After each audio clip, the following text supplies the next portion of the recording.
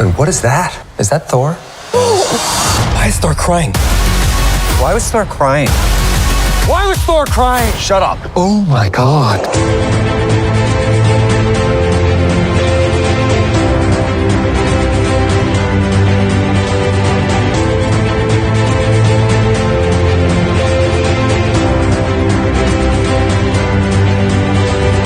Hello and welcome back to A Stark Contrast, where we discuss the differences and similarities from Marvel Comics to their MCU counterparts. And we are your hosts, Jeffrey. And Di. Hello, and welcome back, everybody. Welcome back. So let's just nip it in the bud. So we are recording this episode remotely. It's the second time we've ever done this. And if you can't hear it in my voice, that is why. Because conventions are disgusting and people are disgusting. So in an effort of keeping contamination to a bare minimum, aka zero, Yes. we're recording remotely from our... Yeah, because I'm traveling I'm traveling this week. Yeah. I don't want to mess my whole trip up. I'm traveling for work, so that would be really bad if I develop some form of sickness and I'm not able to do anything. But so executive decisions. I was nervous because I was like, I don't have a mic. But then I was at my office the other day, and there is an abundance of mics. So thank you to my work saving this. Thanks to the workplace. But here we are. If you haven't listened to our last pod episode, go ahead, listen to it. We recorded it before, obviously, Deadpool Wolverine came out, and so we were all presumptuously, we were saying by the time you listen to this episode, we have seen the movie and we hope it's good, and can confirm in this episode the movie was insane, pretty freaking crazy. It everywhere. Was super insane. We are back from a crazy opening weekend. More importantly, Di is back from a crazy weekend in San Diego at San Diego Comic-Con. I hope they never do this again. And then I was like, oh, good, they'll never do it again. Then I was like, oh, Fantastic Four might be the same thing. I don't want them to do it again. It's too much. It's too much. It's too much. It's get into that. So Di has a lot to share, obviously, because I was not there with her, but I was actually getting pretty constant updates from her, which was pretty cool, and I was kind of jealous. I was like, because as I saw the social kind of keep up, that every time I saw that, I would think oh wow, Di's in there. That's crazy. I know. Well, I mean, first and foremost, there's we started on preview night, so I got in there real early and got to see the showroom floor before everything started to pop off. And I go as a professional exhibitor as well, so I get to go in there before everybody's in there. Nice. So it was kind of cool. I got some cool stuff. I don't know if I'm gonna pull any of it out, but I mean,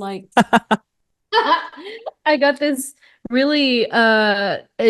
People were really excited about it. A Marvel Fitness deck. And so you can pull out cards for your daily workouts, and it's all right, it's Jessica Jones. Sit up and go punch something, Jones. So you can formulate your pretty funny. Your daily workout with all these superhero cards. It's pretty sick. And it came with a sweat towel. That's cool. Sweat towel. It's just kind of funny. Wow, actually, that's funny enough. I need that for when I travel. It's pretty sick. But let's see. Wednesday, Thursday. Thursday was obviously crazier because everybody came out, and I ended up getting a couple of lotteries. So this San Diego is so huge, obviously. Yeah. You have to have a lottery system to get access to some portal, some booths for that matter, as well as signings. And so I got 2 for my friend 100% Soft here. I got nice. 2 for him and 1 for Jim Lee, legend. Oh, Jim that's Lee. right. I remember you. Yeah. Yeah. And so we're going to talk about that shortly, but I don't know what to talk about as far as exclusives go. Like, I have a question because yeah. I'm assuming it was very hard to get the Kith uh Oh my gosh. the Kith Marvel villains pack or any. Okay. So let's break it down. So imagine, you know how that setup of the booth was for last year with X-Men, right? I mean, It was huge, it was a whole beautiful. activation. Yeah. Yeah, it was a whole activation at Marvel's booth. This year, however, Yeah. Kith combined with PSA, which is essentially a grading system company. Yeah. And so they do it for comics and cards and anything under the sun that's remotely collectible. And so PSA, their booth is not the size of Marvel's booth. Sure. It is a tiny, tiny corner booth. I think it was on 700, which is the second door, maybe the first door when you enter the convention center at A. And so this tiny ass booth was supposed to harbor all the people breaking the dam of shoe collecting and comic collecting. And so I went immediately after I got my 100% soft stuff. The doors were not, it was like 9:03. They had sold out for the day at 9:03 a.m. 9:03 a.m. Jeez. And so I asked somebody because the line was kept as well. And I said, hey, what's going on here? And they're like, oh, they've already sold out for the day. I said, what do you mean they've sold out for the day? It's 3 minutes into the first day. And they said, well, they went down the line. They asked everybody what they were buying. Uh-huh. Everybody that was already in line has already maxed out everything. So Did do you know if they limited like what each person could choose? that I'm not sure. So I would assume they were limited to one per, maybe two per person. Yeah. Or two. But I mean, worst case scenario, they might have done one style per person limit. But I don't know. So yeah, so they did that. It went out. And so I guess the first day they released, I think, what did I tell you? Silver Surfer, Green Goblin, Magneto, Spider-Man and Wolverine, and Spider-Man versus Venom. It was all of them, right? But it was only like 75 pairs. Was there only 5? Yeah, it was only like the 5. Silver Surfer, Magneto, Venom, Spider-Man, Green Goblin, Silver Surfer. Okay. Must have said that right, yeah. So then maybe I think they actually only did 3. So the first day they did Silver Surfer, Green Goblin, and Spider-Man versus Venom. Okay. And then on Friday, they did Magneto, whoever the heck, and Spider-Man versus Venom. Magneto.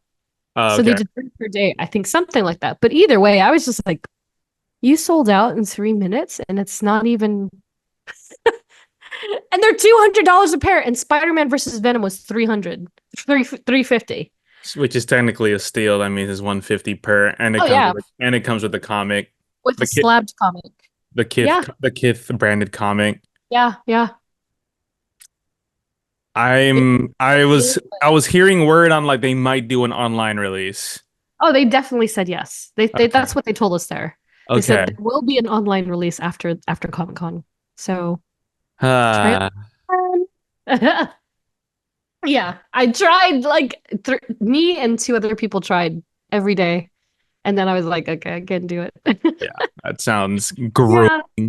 It was so much harder than last year, which I thought was wild. But it's because you could choose who you wanted. I felt it was easier last year from when you were texting me last year. This one? No, I think last year was easier. Oh, okay, yeah, okay. That's what I meant. Sorry. Yeah. Yeah. I think last year was easier, even though they were. Oh yeah, because it was geofence. That's why, right? Last year it was geofence, and it was like super hidden because there was QR codes. Yeah, because if you didn't get in line, they'd cap the line, they'd kick you out, and then you could also order it via their geofenced app. Yeah. If you're there. And so it was like, okay, cool. But this year, no, none of that. They didn't seem to have Marvel support at all. So they just licensed. Yeah, it seemed like they licensed it and then they went on with their business. And that was it. Damn. So no shoes. I guess I'll try another time. Hopefully you can get them online. And then since it's right here, so this was the hot one for the weekend was, for me at least, was the Upper Deck X-Men 97 card pack. And you know me. Oh yeah. And so these are the bad boys that come out every year. So Upper Deck has essentially started doing this thing since like, I don't know, I want to say 2018 or 19, where they just do an exclusive with Marvel where they sell these packs and each pack has the entire quote unquote set that's available. So this is a set of 15 cards. And so it comes with the whole deal. It comes with every character, one of each. And it shows their backgrounds and their little paragraphs. But the difference is that every pack comes with a different special card.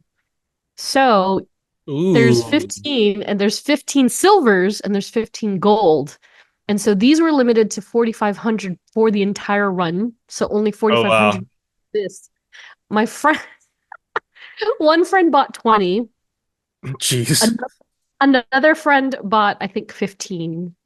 I think I have six or eight. I don't know. I don't know how many. I don't even know how I ended up with these. Honestly, I remember buying 4, but I don't remember anything after the 4. And somehow I have more than 4.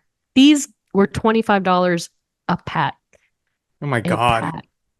So think about the 20. And so anyway, I pulled a crazy one. I don't even know if I can find him right now. He's in here somewhere. But I pulled the second rarest one, which was a gold Wolverine. There you go.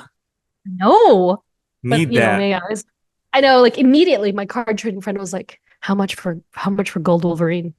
And I was like, a gold Gambit. Damn. And he never pulled it. So but yeah, so and then my second favorite exclusive is Jeff the Shark. I saw that. Jeff the Shark. That's literally me. It's you. You're a land shark. Yeah, I don't know why he's so popular all of a sudden, but they're introducing him to the one of the new games. And so I had to stop by the Marvel booth and get me a Jeff the Shark fan. That's so sick. Yeah, so it's for Marvel Rivals. It's coming out soon. And he's supposed to be the Gwenpool. But there's no sign of Gwenpool anywhere in any of this. So I was like, oh, he's his own man now. Yeah.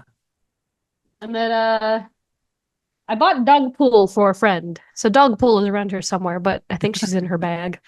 Yeah, there was a lot of cool stuff. I mean, it's Comic-Con, but I still didn't buy as much as I thought I was going to buy, if that makes any sense. You know what I mean? Last year, I didn't really buy anything. If you want me to be perfectly honest, I bought like some things, but yeah. So I bought a lot this year, but it was all X-Men 97, as you can imagine. And of course, one of the biggest things that was the talk of the town, 100% soft. Wow, that's a big bag. I know, the Deadpool dumpster fire, and you can only get the bag if you bought something at their booth. But I managed to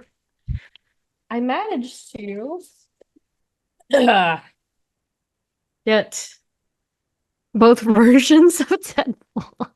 Whoa. The one is an X-Force black and white Deadpool dumpster fire. The other one is a traditional red, and he's doing heart hands. That looks sick. They're really good. I can't wait for you to see them. I haven't even opened these yet, so I this is a first look for me. But 100% soft, obviously, always has the great stuff. They made some great pins, some like sad Nat eating a sandwich from Avengers Endgame, and Tony Stark donut. Yeah. They came out with some good stuff. But this is the cutest thing. Oh my God, look at him, Jeff. Whoa. Wow, that looks sick. Isn't he cute? But I like the heart hands. Oh, that is a nice table ornament of some cheese. Yeah, and so as you can imagine, the X-Force version is the same. He's just doing thumbs up instead. These were super limited. I think he is putting them on sale. If they're not on sale already, they're probably on sale now, and they might be sold out. Of course. Some great stuff from the show, but I think the big thing we're going to talk about here today is the coveted Hall H line. Oh yeah, let's get into it, Di. Oh God! What did you witness? Oh my gosh, where do I start? So let me talk about the journey. All right, the journey is. Oh yeah, let's talk about the process of when you first started waiting. Holy crap. So I tried to pull every string I had in the book. And I realized after the fact that I had one in particular that I should have just gone to in the first place. But lesson learned. Lesson learned. There you So, go. so as the process is, the line essentially opens Thursday night. It's open. You can wait Thursday night if you want to. If you want to. But people don't start lining up until Friday morning. And so they distribute the wristbands for Saturday on Friday night at 8 p.m. Got it. So you got to be out there because it's 6,500. If that hall fills up and no one leaves, you're not getting in. People squat. It doesn't matter if Marvel's second to last. People will squat the entire day. And then you're just like, if you're thinking, I'm just going to walk in, doesn't work out that way sometimes. So to be better safe than sorry, you have to wait. And so my good friend and I, we booked it 3 o'clock in the morning, went over to the line. There was already, I want to say 300, 400 people ahead of us. So, and that probably went out there at 10 o'clock or whatever. And so 10 a.m. 10 a.m. Friday morning. No. I mean 10 p.m. Thursday. Easily. Yeah. Because we were there, they have you lined up in chutes. So there's just it's like a line, but it doesn't wrap. And we were in the fourth chute already. God. Which is 400. So it was like 400 people had the idea to wait before us. So we braved it. We brought snacks, we brought drinks. We had potty breaks. We made friends with people around us, of course. That's the smart thing to do, is that you make friends with people. And then each person can save a spot of 2 people. So we would swap out with people and come back, go back to the floor, come back inside, come back outside, go do that. And so I literally have 2 pictures where I took a picture before daylight had even come up. And then I took another picture when the sun was about to be setting. And I was like, I've been out here all day. But it takes that's what you have to do. I get why they don't. They could do a lottery if they really wanted to, but they don't. And so anyway, we finally get back in line. We're waiting. We're like, cool, it's almost 8 o'clock. Get the show on the road. They start wristbanding people. They only have 6 people to wristband 6,500 people, which is in itself I need to see pics of how like these shoots look. You like next time, like I'm so curious. I have a picture of like the in progress, like because when it turns into high noon, if you don't have an umbrella, oh, it's hot. It's so hot because you're next to the water.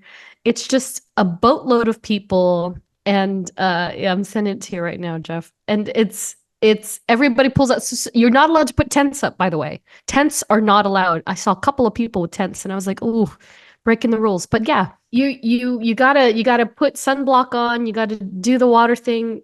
The bathrooms, they don't even have porta potties. They lock the porta potties because there's unhoused people around. Oh, so God. I know it's really monstrous, actually. And then the ladies' bathroom had no doors, so you would just have to use the stall and hope that nobody walked by.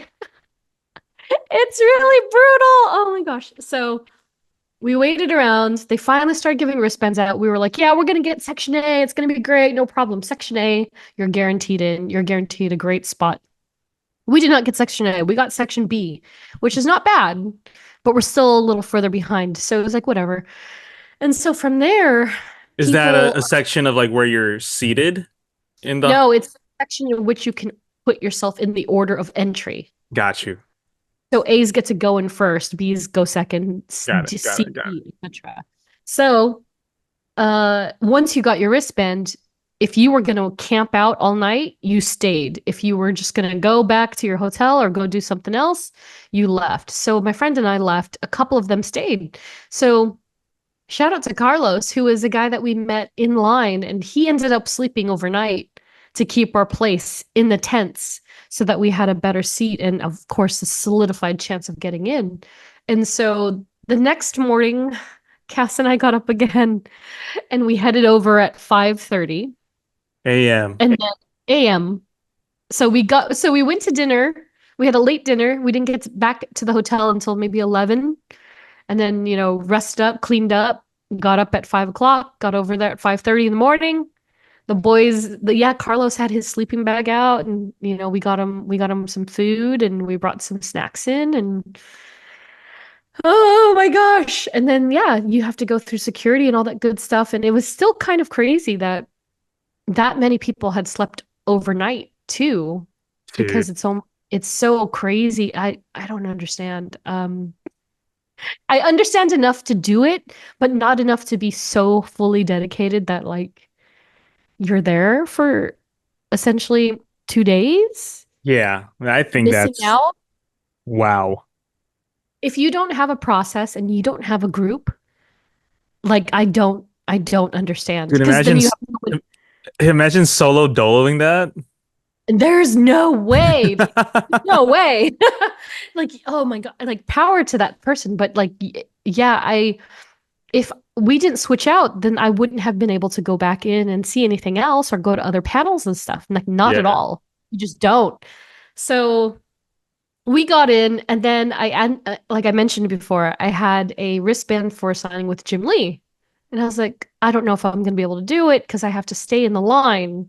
And the times were overlapping so closely. So they didn't let us in until 10 o'clock, but Jim's signing started at 10 o'clock. Yeesh. And so I went to the security guys and I was like, hey, I have a wristband I won in lottery. It says signing for Jim Lee. Can I leave, get a return pass, which is not abnormal. They have return passes for the bathroom and such. And then I was like, can I come back in? And they were like, well, we don't start giving out the passes until 11. And I was like, his signing is done at 11. And they're like, yeah, sorry. So they were like, sorry. If you leave, they were like, if you leave, you can't come back in. And I was like, wow. Okay. So I had to choose. I quite literally had to choose between staying in the hall and figuring something out or leaving to get Jim Lee's autograph and figuring how to get back in. And so I kind of gave up. A friend who works for Comic-Con was like, what happened? And I told her the situation. She's like, just leave, go get it. I'll get you back in. And I was like, okay. And so I booked it from Hall H all the way to the DC booth. It was 10:56 when I got to that booth. And they were like, oh, he's done signing. I was like, what do you mean he's done signing? He still has 5 more minutes. And the guy was like, I'm sorry. And I was like, I literally see him right there. And the guy was like, okay, hold on. And he walked me up and he talked to the handler and he said, hey, is Jim willing to sign one more? She came out of Hall H and he was like, no, he's done. Damn. Jeff, I started crying. Oh my God. I started crying because I was so tired. I had put it on the line. Like, this is my number one comic book person. I know. He is my number one. And I was like, oh my God. And so I started crying. I felt like a child, but I was like, just like so much has happened leading up to that. 100%. Yes. And so I texted my friend back. I was like, I'm heading back to Hall H. And even then I was like, I'm just skeptical now. Like, am I even going to get back into the hall? Yeah. So my friend came, she got me in. And what pissed me off, I think, is that I hope she never hears this, but what pissed me off is that the minute they saw me with her, they were like, oh, hi, welcome back. And I was like, you couldn't have done that. You couldn't have done that 10 minutes ago. I was asking you, can I just, it could have made all the difference if they had just let me go. Yeah. And it's like, oh my God, but it's fine. Whatever. It happened. But yeah, so I missed Jim Lee entirely. That's okay. One day God. I know I brought both of my Uncanny X-Men's with me too. My Gambit first appearances. I was like, I would have even taken a Batman poster, you know what I mean? If I had just gotten to I haven't seen Jim Lee in 15 years, maybe. I know I was a wee tot when I first met him. But so that was kind of a bummer. So I went back in and then so you basically, like I said, if you leave the hall and you have to use a redemption pass. So you have to come back before that panel finishes, or else they give up your seat. So, if I left, so the first panel was Superman and Lois. They showed basically because it's in its finale. It's gonna finish. The series is finishing. Yeah. And so they showed that the stars came out. After that, I believe it was Berserker. Was it Berserker with Keanu Reeves? So Keanu Reeves has his own comic book, if you didn't know. And it's turned into this whole entire universe of comics. I've read it. It's a bit gratuitous. It has Ron Garney on art. I love Ron Garney. He's done a bunch of he's done Deadpool, some great runs of Deadpool and other Marvel titles. And so it's a bit it's really bloody, really fight war battle stuff, and it's about a guy who just doesn't die. And so Keanu was there. He received an Ink Pot Award, which is essentially an award, for all of the creativity he's brought to the industry. Yeah. And then there was what panel was after that? I think it was Star Trek. Star Trek, and it was 2 hours long because they covered 3 different series. Whoa. And then there was a Women of WMAG panel, which is a podcast, I think, more or less, but they had a great selection of women. Hello, Rocket. And then finally Marvel. What time was the Marvel one? At 6, right? 6 p.m. 6 p.m. So we've been in this hall since 10 o'clock after waiting overnight, sort of, from 5 o'clock and the day before. So at this point, you're kind of thinking, okay, it's been about almost 48 hours, essentially, of waiting. The 2-hour panel? The Marvel panel? No, it's not even 2 hours. It's an hour long. Wow. So they pack all of that in an hour? In an hour. Isn't that crazy? Isn't that crazy? That is crazy. I think that's crazy. It's so wild. I always forget it's only an hour. I'm like, it's only an hour. But they have such a way of doing it, which is great. It's great because it streamlines everything. So it started out and I was like, there's mist. I think I told you. I was like, there's like fog machines going on. Oh, yeah. And so, of course, they started the entire panel with the multiverse of Deadpools. The multiverse of Deadpools came in and did a dance with the Deadpool choir, which was super fun. And I was right near the aisle, so I saw a lot of them just walking up and down. And then the show really got on the road because they brought in, of course, Captain America: Brave New World, which is releasing on Valentine's Day 2025. Yeah, all the stars came out. Anthony Mackie and especially Harrison Ford were part of that. And so you tell me, Jeff, has the footage leaked for anything in particular? Funny enough. Yeah. Really? Yeah. A lot of it, all of it? I will say funny enough, the one thing I have the only one I've seen like what they shown was the Fantastic Four stuff. And that's it. That's it. Wow. And they didn't officially release anything else, right? No, of course not. Wow. That's why I was like, wait, what? Like also, dude, first of all, like for me, like I don't like care too much. Like I'm not, it doesn't bother me that much, but I'm also like, why is this just so readily available to be viewed on Twitter? Yeah. Like there's sometimes I'll just open up Twitter and I saw a picture of Pedro Pascal.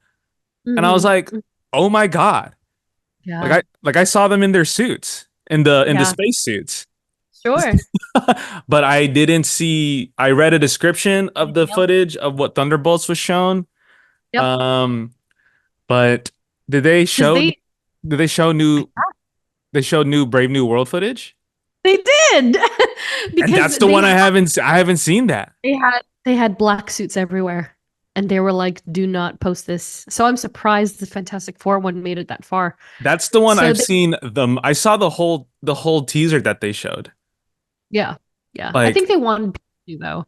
I think that's why it's still floating around. Because with Captain America, they showed it's kind of almost like a new cut of a trailer, but it was very exclusive because it was it's the scene, in the trailer where they show Harrison Ford, Mr. President, Thunderbolt Ross, he's in this like In the screen box. thing. Yeah. Box with the screen. So he's actually doing the Tony Stark thing and showing people, if we put the covert, whatever. And so Okay. he's giving this discussion, and then something goes awry, and then there's a breach, and then people spring into action. Got it. And then it showed more of what's her face? What's that character? Was it Rava? Oh yeah. The Israeli character that everyone's losing their minds over. Well, funny enough, guys, she's probably a double agent, and she's probably the bad guy. So I think everybody can cool their tits, maybe. Did they show the big head dude? Yeah, they did. Oh, they showed? They showed him, yeah. And so I have not seen anything. that's so wild. Yeah, they showed him full on, and it looks like Harrison Ford. Red Hulk looks like Harrison Ford. And the graphics were really good. I'm not talking about Harrison Ford. Oh, what are you talking about? I'm not talking about Red Hulk. I'm talking about big mega mind dude. No, I don't think they showed. Uh, No, so at least I don't remember. I mean, my memory is wiped. oh, but it's Might have, honestly, but they show Harrison Ford Hulk Red Hulking out. Yeah, they do. Full body. Yeah, it looked really good. It looked really good. I had no complaints. It was definitely more hype. And then Anthony Mackie was just dragging Tom Holland the entire time. I've seen that and heard that. Yeah. And it was kind of wild because I feel like everybody's emboldened because of Deadpool and Wolverine. Everybody was cursing. Everybody was dropping F-bombs. And so he was not holding back with Tom Holland, but overall it was really funny. Yeah, the footage looked great. I thought it was fine. I thought for sure they're going to release it, but I figure they might release it soon enough. No, there is too much happening this weekend to just release any new and here's the poster. So this is the free poster I got. Captain America Brave New World with the shield with the Red Hulk squeezing that thing. So that was cool. And then again, these presentations are so quick. And then after that, they showed Thunderbolts as I predicted. Thank you very much. Are you happy with the footage you've seen? Yes, very, actually. And it's quite great. So the introduction was amazing because Feige brought everybody out as expected, and then my lovely Winter Widow was last. And so they're standing next to each other, and then he goes, and David Harbour, and everyone's like, yay! And he comes out. They came out as Alexei. Yeah, I saw that.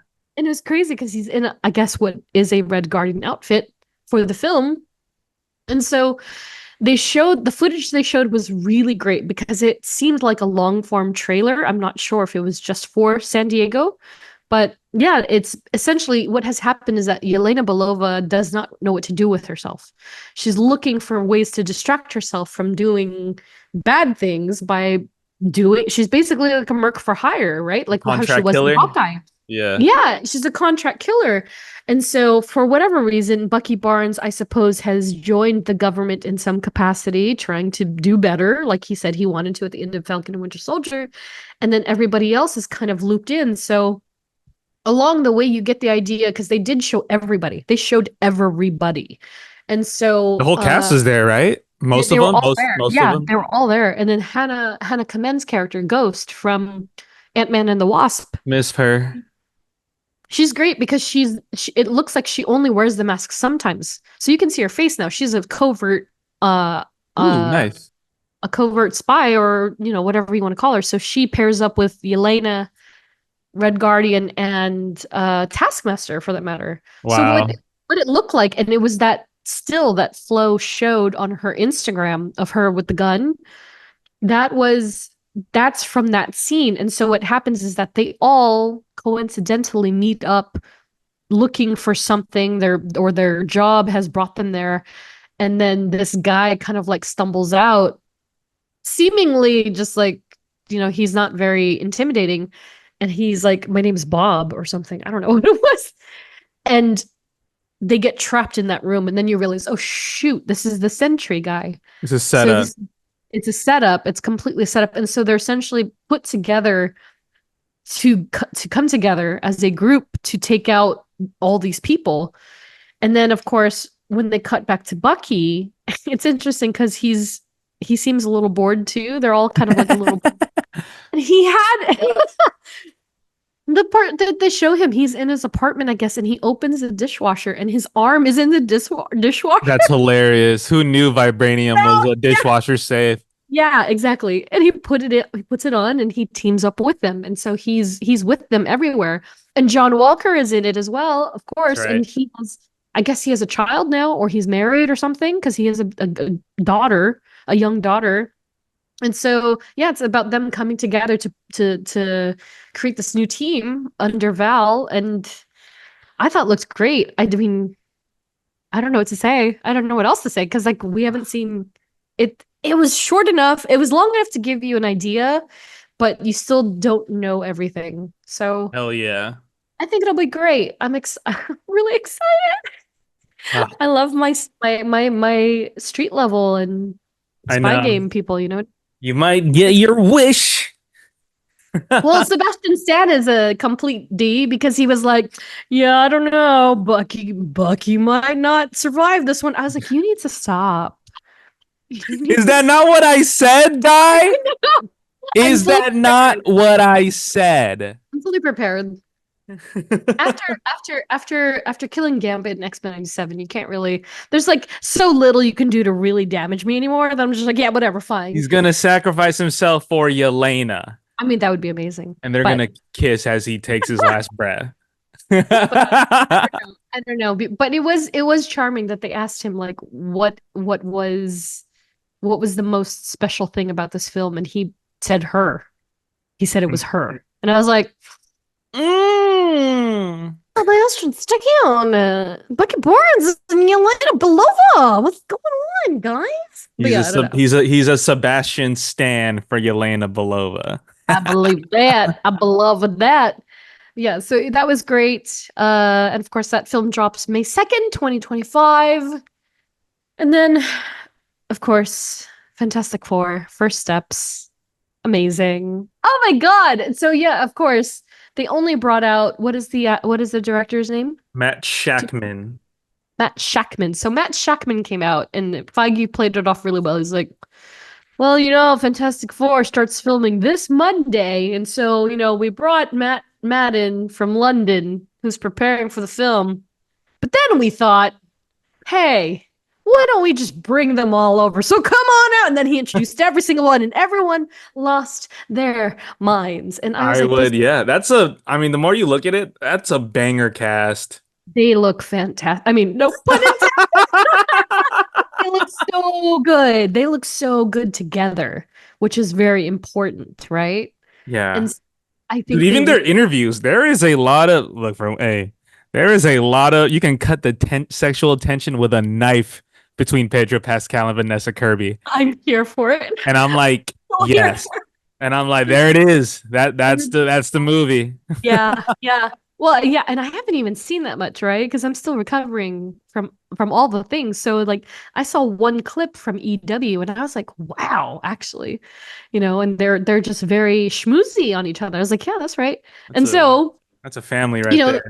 Yeah, exactly. They're already selling it very well. And so and then Feige, of course, was like, yeah, so again, we haven't even started filming yet, but Matt and the cast cut together something for you all. And I was like, what do you mean cut together something? And then they showed that full on behind the scenes, whatever trailer thing you want to call it. I was like, this is amazing. It was a full. I was just like, this is not even in the movie. Like, what the hell? Like, it's just like test footage they shot. Like, yeah, it's all test footage. It's just test footage with the grainy footage that's very retro but yet very futuristic. And so I was talking to my friend Declan Shelby, and so which by the way, he has a Mystique comic coming out soon, so get that.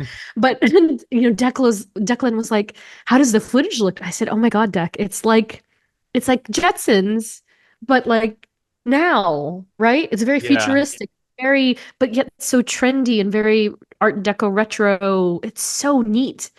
And so to see that in full HD Oh my God. And like even Pedro's voice as as Reed is kind of goofy, but I like it. And he's like, so what you'll see here is the quantum da, da, da, da, da. Like he's got this thing to his voice that isn't like his other characters. You know, he's changing it up. And they all looked great. It shows them, yeah, again, it shows them in their sort of retro gear. It shows them in spacesuits. It shows them Yeah. in Fantastic Four suits. It's the whole package is fantastic. It's so good, and I I know. already feel Yeah, I like very. saw like in that footage that's like the three guys in like a dating perfect match show. Mhm. And then they That's choose Ben Grimm. It's Ben. the girl chooses contestant number three, and he's in Yeah. full thing mode. So I'm like, oh Love it. man. And Love then it. or So even like good. Vanessa Kirby saying like, oh, and my baby brother Jonathan, and I was like, oh yeah, they look like a brothers like Yeah. older sister younger brother combo. Like wow, It's so good. And she, again, like I will die on the hill of standing her just because she's got a sophistication to her, like a look that yes, is distinct and a vibe that is very important for Sue Storm. I think she, like, as again, I loved your girl. She was my girl too. But Vanessa no, Kirby no, has, I no, yeah, I see the vision, especially with this whole '60s yeah, it's future really good. retro that they're going for, and it's like, man, they're really. I mean, Mm. yeah, I mean, if you think about it in retrospect, this is Marvel's first family, Yeah, so exactly. Super important. they're probably like, what would you say that like their top like three Marvel IP, Oh like yeah, in terms of definitely. like being recognized and Hmm. stuff? Yeah, So it's like when yeah, you think Fantastic Four, you're like, oh, they better not, it better be good. yeah. They really have to stick the landing, which is why the feedback about the cast initially was so insane because, yeah, like obviously X-Men is very popular. Avengers are incredibly popular. And what they've done with Avengers has been monumental. But when it comes down to it, if you don't have the Fantastic Four down and properly, what do you really have? So for them to finally be laying out the groundwork for them with this cast in this way is so it's so good. Like I'm not even an avid Fantastic Four reader, you know what I mean? But I feel it in every second of film that they showed us. Yeah. Nailed they absolutely nailed it. So I'm really excited for that. Um and then of course we got one special thing from the panel, which is pretty cool. So there's this fan. Have you seen this, Jeff? Oh no, I haven't seen that. Oh, Oh, oh, this oh, someone just posted that. The oh really? full picture of it. So it has like a picture of the Baxter. Yeah. It's a map of Manhattan. I'm folding it out. I don't know if we're going to put this on Patreon or what, but I'll have pictures of it too somewhere.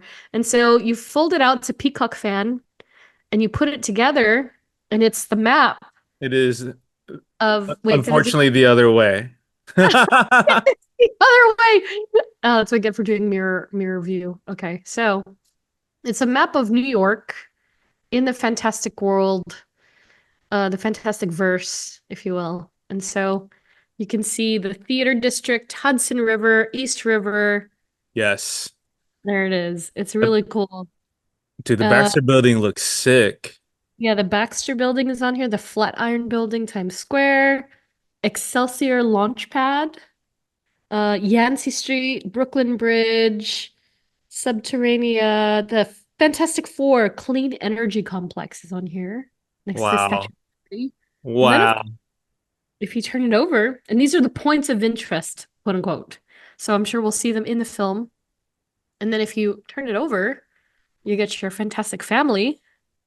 So Johnny Storm. Oh, wait, is this Mr. Fantastic? I can't. Johnny That's Storm. Johnny Storm. I got Johnny Storm, Ben Grimm, Reed, and Richard. Sue. Sue. Yeah, it's super cool. I mean, Yeah. I think just like the art of this film already is obviously different already than the original, the the last Fantastic Four. Yep. Which I still want you to watch just And I because. still have not seen. But no one would blame you ever, ever. So I like where they're going. I wonder where this is gonna go in terms of universe wise, how it will tie into the greater MCU. Um, but or maybe it's just their own universe, and then eventually they just come into the sacred timeline at some Oh, point. I will say the one person they did not bring was Galactus. But he showed up in that I trailer. saw, yeah, that's the part I saw too. And So great. and as per social media, they complained about it. So yeah, They complained? What did they say? he's supposed to be a cloud. Are you kidding me? I'm dead. A dead ass. People A dead ass. are dumb. That's what What? they said. I've seen a good handful of saying like, "What is this? He's supposed to be a cloud." Wow. That kind of divides the group there. Nope, nope, not gonna do it. Wow, yeah. And so and also very quickly, like speaking of, after the Deadpool Wolverine screening, which we will talk about a little later, they did show Galactus rising Oh, via the drone. drone show. Drone Yes. show. Yeah, it was hella intimidating in real life, let me just tell you. Like it looks cool on camera, but if you were there and you saw how big that thing was, I was like, what? I was like, is the world ending? I mean, they're really bringing out Oh, a lot of like these big yeah. baddies. Yeah. Speaking of, which is a great segue into the last part of the Which, by the way, Fantastic Four is releasing on July 25th, 2025. So God help us. That is Comic-Con weekend again. So I'm Oh my really, God. really I'm Superman ready. just finished filming, and then Yep. now Fantastic Four is filming, and they're coming out the same day. That's so nuts to me. I don't know. James, what are you doing? That is just gonna be a great weekend for movies. It's gonna be So- crazy. It's yeah. gonna be a great month for movies, I think. Yeah. Um, Yeah, so next up, Secret Wars. So not only, okay, can I just say, so they didn't even show the sizzle reel, did they? So they made a sizzle reel for this entire introduction into the Avengers films oh at, no. at San Diego. Oh my God, chef's kiss, because it was all like the Russos posted a little bit of it. That's Okay. essentially a sizzle reel of all their great film moments with Marvel. Yeah. So then they brought them out, and yes, confirming that the Russos are very much coming back for Avengers Secret Wars as well as the newly what would you even call it? Retitled, remastered, reworked second Reworked. film, which is now Avengers Doomsday. Which is a crazy pivot because it's like you're like, damn, we don't get Kang, but it's Yeah. like, oh, by the way, here's Vector Von Doom though. You're like, what? Yeah.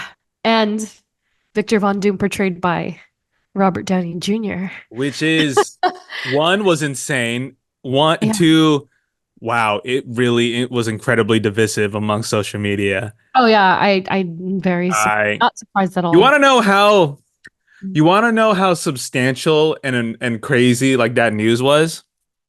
I saw Sam on Sunday or yes or whatever, like after she was like, so how big is that Robert Downey Jr.? I was like, what the hell? How do you know this? Wow. I was like, what? It's gotten to a point when your girlfriend is like, So Robert I, Downey so Jr. I, so I was like explaining. I was just like, well, isn't he Iron Man? I was like, yeah, but so we don't know what they could be doing. It could be like a different version, or it could be like a different. And I was just like, this is weird. And she kept asking questions, and I was like, wow, I really have to I have to explain how this could possibly happen. Yeah. So there's a lot of Yes, theories online. I'm sure you've seen some of the theories. I've seen some of them, but I mean, he very much does become Doom-like in his own accord, in his own right in the comics. So it wouldn't be too far, of course. Not that you have to be a comic book person to understand any of this, but I could see how people are like, that seems lazy, it seems easy, it seems like too obvious of a choice. Like, I don't know. You know what was a funny thing that I saw on Twitter on the internet the other day, which Mm. because of our podcast, like I know a little bit about like some comic book lore and like how things usually go. And Hmm. so there was a there was a tweet saying I was like, "Oh great, like now these moments, these deaths mean nothing anymore." So like talking about Logan and That's talking about fair. Endgame, and then someone Mhm. reposted and retweeted and says and said, "It's like, oh, welcome to comic books. So now you know how comics Yeah, are, that's very true. because no one ever stays dead in No comic one's book." stupid. No, never, never, ever. But yeah, super interesting. But it's also, but I'm also like, I know people like, I mean, I think it was more people mad about it than like happy about it. But I mean, you're bagging a amazing actor like Robert Downey Jr. Yeah. Like to play a very titular villain, Hmm. and but but yeah, I also have to play like devil's advocate about like, can you see him not as Iron Man? That's the problem, right? Yeah, but then yeah, Well, people were thinking like, oh, it's like a variant of Iron Man that turns into to Doom, which is a storyline. yep. Um, but who knows? But it's also the Russo brothers, and they're writing it with Stephen McFeely and Mhm. Stephen Marcus. I forget the guy's name. It's them. It's them Mhm. too. They're writing it. Yeah. So they trust Um, the team is completely trustworthy. It's just the fact that people are just, I think they're too used to, they don't like change, right? And so to their point, yes, it is unfortunate that in some way, to some people, not myself, that it diminishes Tony's sacrifice. I'm trying to clean Bucky's eye. It diminishes Tony's sacrifice at the end of Endgame very minimally, if you ask me, if at yeah. all. But I understand it, I get it. But also, it is a multiversal storyline based off of comic books. And then that's and then And that's and that's kind of the saga that they still want to do. It's sure. And also, as we're going to talk about shortly, Deadpool Wolverine laid the perfect groundwork to understand oh yeah. how that dovetails into each other at the same time. So for people to get so frazzled about it and be like, that's so dumb and that's so lazy, it's like, well, no, because it does happen in the comics. So that side of the debate is gone. And also, understandably so, but who's to say that a great actor cannot reprise a similar yet familiar role in continuity in some way? I don't know. Hey, that's in 2 years. Wow. 2 years. It's in 2027-ish. 2026 and 2027, correct? Yeah, exactly. So they have all that time to lay the groundwork for Victor Von Doom, and I'm sure they'll do it with Fantastic Four in some way. So, and also, he's probably not Prime Doom. So why is everybody worried? We're so back. I told you we're so back. And I was so right So bad. because Deadpool and Wolverine Mhm. feels like a soft reset, Yeah. Well, which are we ready to go into it?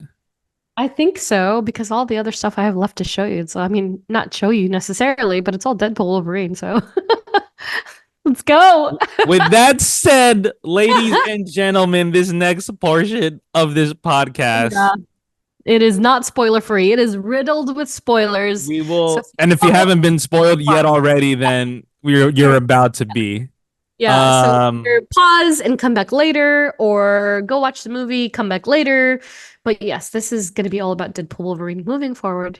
I'll start first with my experience since yours Yeah. was obviously crazier. Um, so I went to the fan event at El Capitan, as Yes. we usually do like for Marvel movies. So I went to that. You were at the Comic-Con Deadpool celebration of Deadpool and Wolverine. So when I texted you when I was walking to the Capitan from my office, there was a line wrapped around to that alley already just for people Wow. to go in. Wow. I was like, wow, okay. Mhm. um, go in. I got on the line. I was like, "All right, mind the right side." I was like, "Okay." Talked with like this couple behind me, or friends, I don't group behind me. Um, we were just talking about like because like, I think that guy it was this guy's first time at the fan event there, and Mhm. so I was telling him like, oh, how it usually goes. Like you get this, you get some like goodies, giveaways, and I was like, and sometimes you might get somebody to come out, Yeah, and that's but I was also like, I'm not really sure because Comic-Con is literally happening right now, and at this exact same time, they're doing something for Deadpool and Wolverine. So I right. was like, don't get your hopes up, but I don't know. Like if they Yeah. really wanted to go crazy, then maybe, but I doubt it. Because if that, I mean, yeah, if you had to choose between going to a fan event in Hollywood or go to Comic-Con, yeah, it's kind of a no-brainer. You go to Comic-Con. Yeah. So lo and behold, get in. And funny enough, you don't get your giveaways right away. So for the giveaways, per use, you get the popcorn bucket. Oh, cool. All Okay, that right. was cool. All right, hold on. That one's cute. Popcorn bucket, obvi. Did Pretty not cool. buy the one where you can stick your hand in. Oh, so they sold it. I They were think selling. some were available. Some of them were available. I don't know if Was that it one was Deadpool or was it Deadpool or Wolverine? Wolverine. So does the And there were a Deadpool couple one Deadpool ones too. Oh, there are. Okay, because I've Yeah. not seen it yet. I haven't seen it in the wild yet. Oh yeah. And then Wolverine Funko. Oh, cute. Little Hugh. Oh yeah. He's So cute. I think we didn't get this till the end. Mm. Like as you're Very walking nice. out. And I was like, Yeah. oh, okay. So Yeah. we just got our lanyard walking in. Hmm. Just go in, got my free popcorn, got my drink, and I just sat myself down. I was like in the fifth row, smack dab in the middle, Love patiently waiting. that. Yeah. Um, the organ guy was playing, obviously. He Love goes you. down. Love Uh, you much.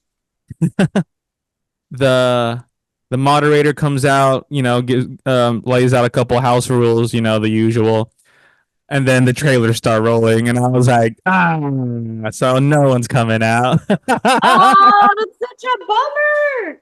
Yeah. But kind of like not, surprised. I thought for sure they would. I thought for Yeah. sure they'd have somebody. There no one was probably available on the account that they may be in just all in San Diego. Oh, I'm sorry. I mean, it's fine. I'm like, I'd be mad if there wasn't Comic-Con going on and no one showed up. Right. So yeah, watch the movie. Movie was insane. Obviously, watching it in a room full of fans, people dressed up. Yeah. So that was my experience in my side of town.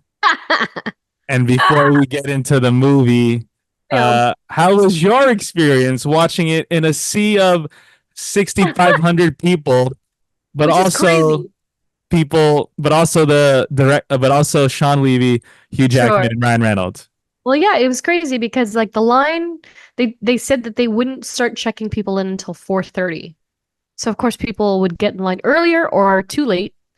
And the line wrapped all the way from Hall H all the way down to San Diego Marina, which is, if you know the area, it was insane.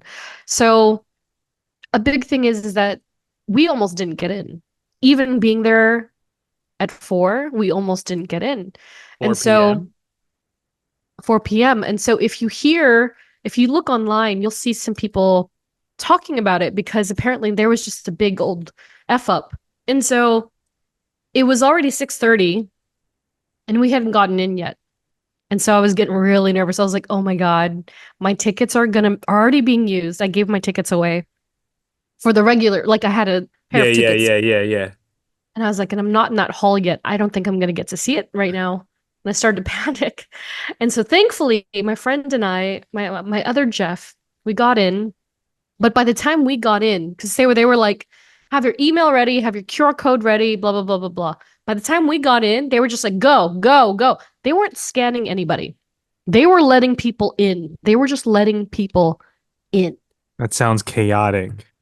so chaotic because I feel horrible for all the people that actually got a congratulation letter Yeah. and didn't, because everybody thought, okay, my email means I'm in, I'm guaranteed, I'm good.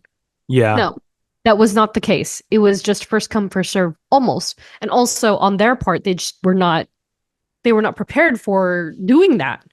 And so thankfully we got in, and and a friend of mine who was in the first 20 people, he waited from 1 o'clock to get in. So he was there since 1. He stayed in line for 5 hours, and he was among the 20 first, not 20, probably the first 100, 200 people to get in. And so he saved us a couple of seats smack dab in the center. Oh, wow. In front of the cameraman. Yeah. So we got to see everything with our own eyes. And so we sat down, and, like, they had the fanfare, and they had this beautiful wallpaper that was just Deadpool Wolverine all over it. And of course, Lord Feige came out to introduce Sean Levy, and then, they brought out Hugh and Ryan, and they, before we went in, they equipped us with our stuff. And so I did get our I got our Wolverine. It's so atrocious. Look at him. It's horrible. The thing is humongous. Oh my God, it fits the whole microphone. That's insane. So I got him. I reluctantly got him, and I was like, I don't hate him too bad, but he is still kind of gross, like, if you think about it. But it feels violating. So they gave these to us. They had a branded water bottle. It came with the pins, which is pretty cool. Nice. Oh, I have a pin for my necklace and stuff. And so it all came together. We sat down. They gave us a bag of popcorn on top of it to enjoy. And then they played the film. And, Ryan was like, yeah, this is the worst kept secret in all of eternity, but enjoy the film. We'll be back after. And so they played the film. And I guess we could talk. Well, no. Then after the film, they had the guest cameos come out. Let's talk the film. Let's talk the film, and then film. Yeah, let's do it. Okay. So the film. Yeah.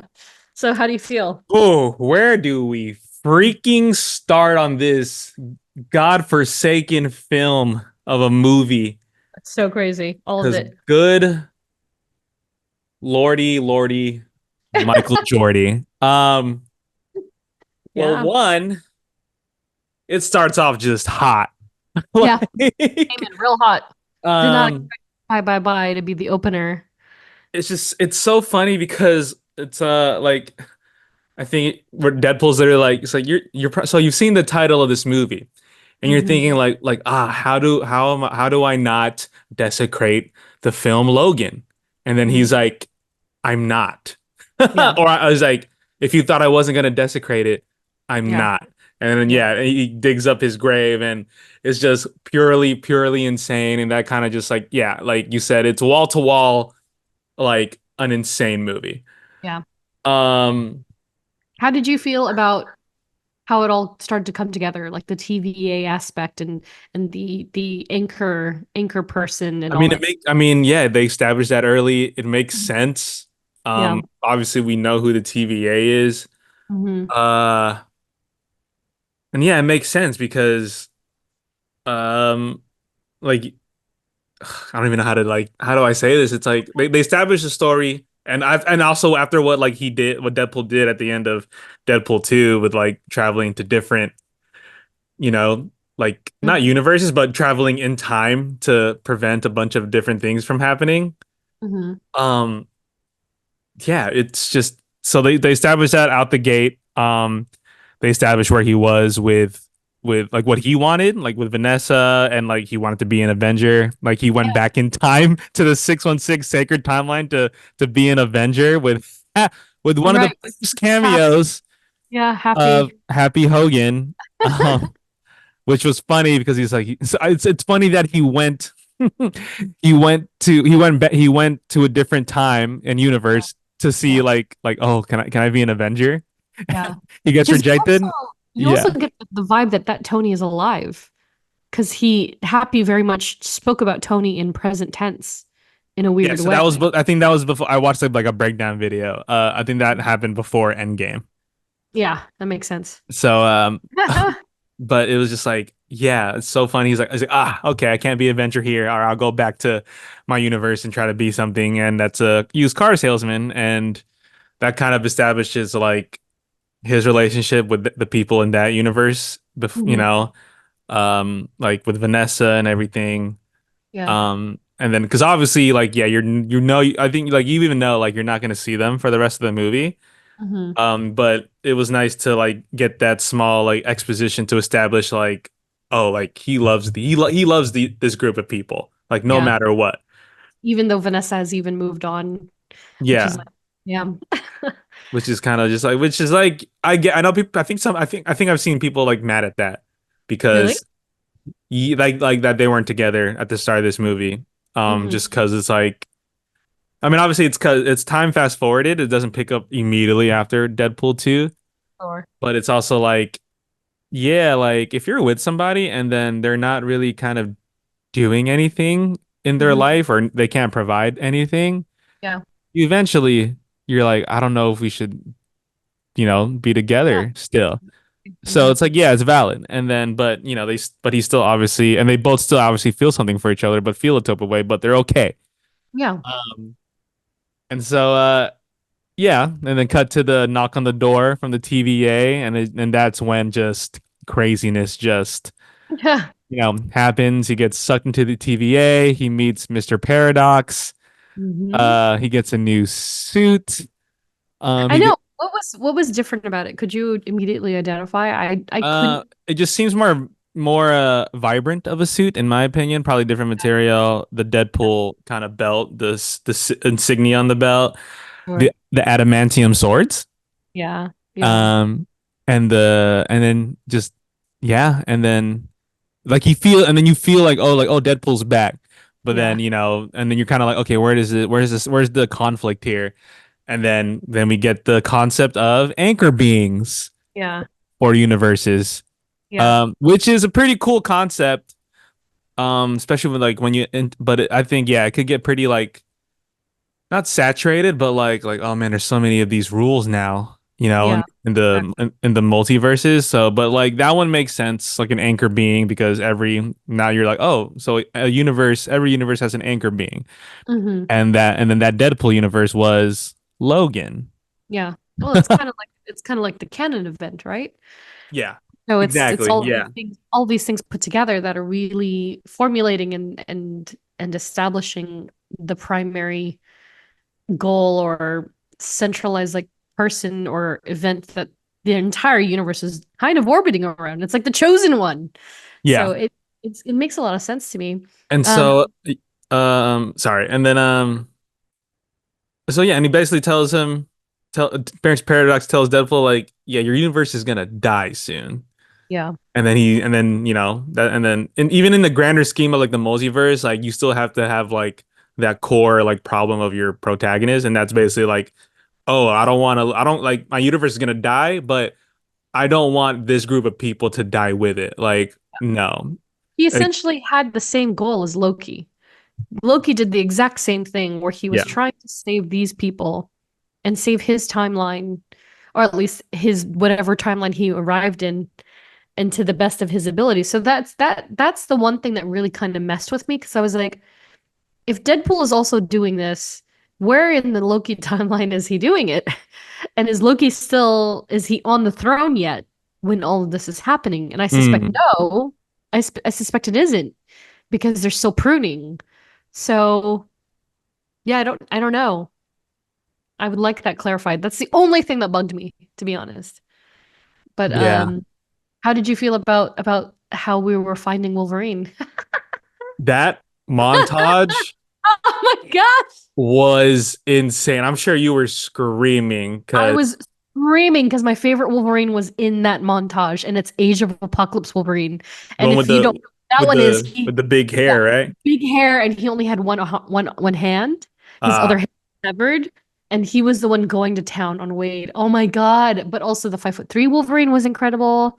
that one Henry was funny. Cavill Wolverine was incredible. The Oh Calvarine. my God! I can't believe they went there, but I'm so glad they did. Yeah, so it was basically that montage was felt like basically like we've been doing Wolverine so wrong for these last 20 years in live action film. So we're gonna give you five different versions. And then they did Puck. They showed Puck, which is great. Yeah, like oh no, Did Puck. What am I saying? Patches? Is that Patch. Patches? Yeah, Patches? Patch. And so and it was funny because people were like, "Oh, who's going to play Patch? Oh, it's probably Daniel Radcliffe." And it's like, no, they don't have to put a different person for each one. It's just going to be Yeah. different versions of Hugh I Jackman. I wonder how that felt for Hugh being to play like you played this role for over 20 Yeah. years and now you get to play these versions of him just putting on the Finally. makeup. Yeah. Yeah. Which is so insane because yeah, he's been in this role for 20 years of his life. Yeah. And yet this is the first time that they're even attempting to play a different version than the one that wears dog tags and a leather jacket, which is so crazy to me. It's so crazy. So Yeah. we finally got our 5'3" stature Wolverine, which I love and hated at the same time because I was like, oh wow, it is really different. He Yeah. looks so Comic different, but accurate short king. comic accurate. Yeah, we love a short king. Oh my gosh. We got old man. Is that old Logan? What Logan is Old that? Man Logan, yeah. Old man Yeah, Logan. Old Man Logan. And then Yeah, yeah. what's the Logan the Wolverine on he's like crucified on an X. That's the one that I was talking about in our Colossus episode. So that when all the stuff is going down and they had Logan up on Yes. this X. Yeah. Yeah. That's the one. That's That him. one, Henry Cavill as Wolverine. That's a crate. I was like, is that? And I was like, wow. He Okay. actually was really good. And then the Wolverine in the brown suit. Yes, brown suit Wolverine. Ooh, And I love how Deadpool is like, he's like, oh, I like that suit. Didn't you fight the Hulk in that suit? And you're like, oh my gosh. yeah. So they're turning it, but again, it's so great because they were really taking care of loose threads in very quickly. And so they were satiating decades of strife and longing in literally a 2 month montage flat, which is so good.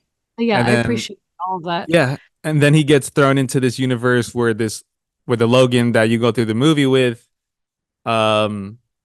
it's a Logan that has just disappointed this universe and pretty much got all the X-Men in his universe killed, which is kind of whoa, that's insane. Yeah. And so yeah, it's like a rundown Logan pretty much can't get his claws up. What did you call it? Adamantium dysfunction or something? Oh no, it was whiskey dick of the claws, which is common among Wolverines over 40. Oh my gosh. Yeah. And then all these. I mean, I can go through even all the fourth wall breaks. It's like when he knocks him out, he's like, ooh, look at those jammies. Yeah. And it is the suit you see here in my background photo. And so where did they go after? Oh, he takes him back to TVA. They get pruned. We're kind of just going through like pretty much the whole movie, guys. They get pruned. They go into the void. Yeah.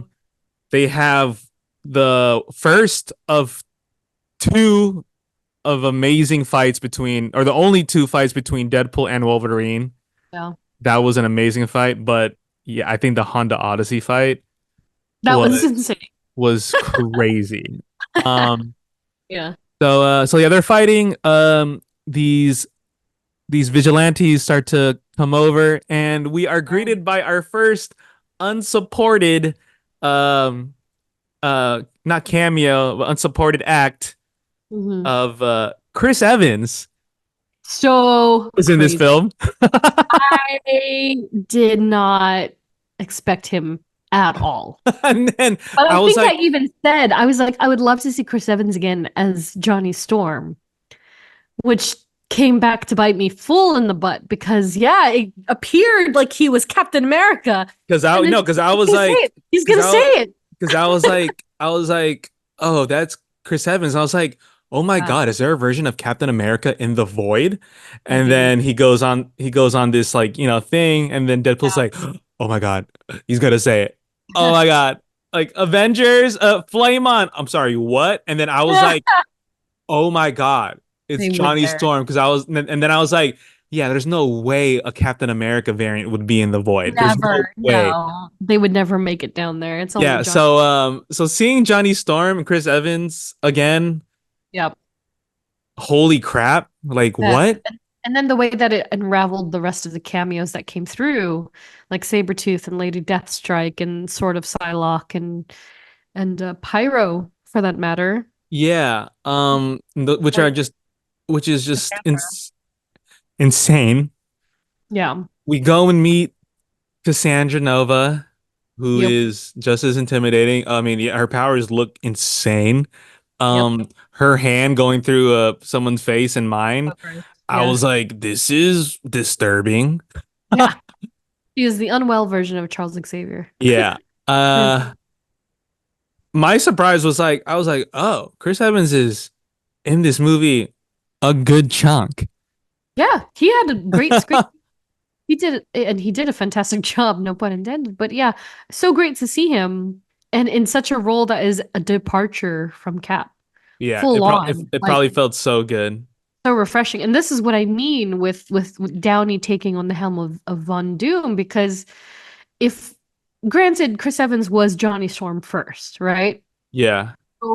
So then, taking it back and remembering how that went and how he was segueing into Captain America, I do remember being like, that guy is going to be Captain America, and thinking like, I don't know. And then he pulled it off gloriously. And so to do the reverse now, and you're like, he's going to be Johnny Storm? What? And he pulled it off gloriously because he's a fantastic actor. And so to kind of limit RDJ and to say like, oh, he can't do both, Yeah. I think is severe underestimation of his character. I mean, yeah, honestly, hearing Flame On again, I was like, whoa. It destroyed me. I was dying of laughter. I was like, oh my God, it's Johnny fucking Storm. And I loved it. Oh my gosh. And I thought it was so necessary because it made perfect sense. Yeah. Why wouldn't Johnny Storm be down there? Yeah. And also weirdly being a leader that they were actually kind of afraid of in the scheme of things. And then of course, he's taken down by Pyro, which I thought didn't quite make sense. I didn't think Pyro's powers worked like that. But of course, Cassandra is the one who takes him down. Yeah, unfortunately, he doesn't last long in per usual Deadpool fashion. Deadpool is a grade A gaslighter. Yeah. So good. That entire thing was so good. And then Cassandra kills Johnny Storm. And I remember being legitimately like, I was like, oh my God. You like fatality'd him from Mortal Kombat. I was like, oh, he's dead. He's dead. And then Wolverine was like, oh my God, you got him murdered. Yeah, and he's like, what? Wait. He's like, you know what he was doing to the budget. Funny. Yeah, exactly. That's the line that killed me. You know what he's doing to the budget. But yeah, and then, we get that crazy Honda fight, and then we get our other cameos. So who was our first cameo? So the Honda Odyssey fight goes for a long time. It's so funny. It's just what kind of got me is that they made Wolverine and Deadpool fight so much. Yes. I almost feel like one of them was not necessary because they did two right off the bat where they were fighting in the desert and fighting, like they're just fighting. And then they have the Honda Odyssey fight on top of that. And I was like, okay, I want them to fight other people now. I was like, come on, just keep going. But it was the Honda Odyssey fight was definitely more gruesome and but it was also validated because but what happened before that? What Wolverine said to Deadpool, like that 30-second minute monologue that he had to Deadpool was insane and like a true testament to Hugh Jackman's acting, because he just ripped right into Deadpool and that left Deadpool speechless pretty much. Like what was one of the lines where it was like, it's, oh my God, it was just like, I think God's joke, you are literally God's joke because you can't die, but really the joke is on us because you can't die. And then I got Deadpool's speech and Deadpool was like, I'm gonna fight you now. and then the Honda Odyssey, like, Yeah. and they Well, pretty yeah. much, yeah, they fight to exhaustion, which is like even more hilarious because it's like there's no like real, there's never No gonna be ending for them. there's never gonna be a real winner in that fight because they both regen power. Yeah, they both regenerate. Yeah, and again, it's like it's something that across all three Deadpool films thus far is that you have to remember he still like has human emotion, even though he's kind of a degenerate. Yeah, And that's why he's so the way that he is because he has this deeply seated depression in him. And yeah, so he is mad that he can't die. Like he loves it. That's great. He can do whatever he wants, but he's also like tortured by it because he'll never be free. And yeah. so And the only reason for living for him is those 9 people in that Polaroid photo. exactly right. So for Logan to really put that point across, like it was a great balance for them. But also, I'm just remembering that I don't know which Deadpool, but the other Deadpool, the happy Deadpool, is Nice kind pool. of nice pool. Jesus Christ. I was like, wow. And it's amazing because he got his FaceTime in too, which is great. And then, of course, that introduces Dogpool, which I think she's so adorable. It just kills me. She's Lady in Red is a perfect song. oh my God, so good. Yeah, and then, but anyway, so fast forward past the Honda Odyssey scene, and we're introduced to the new slew of cameos, which of course are like, well, who was first? Was it Jen Garner as Elektra, or was it? Yeah, so first is X-23 No, she wasn't first. She was last. she was last, but Yeah. it's revealed that she's the one that Yeah. that takes them and drives them. Sure. But they wake up and then Deadpool hears Jennifer, and it's Jennifer Garner's Elektra. I lost my mind because I Because you love. came in pretty clean, right? You know, like I you came in, yeah, my palate was not disturbed at all. I barely saw anything. And yeah, so I was so ecstatic because, well, and also sad because she's down there.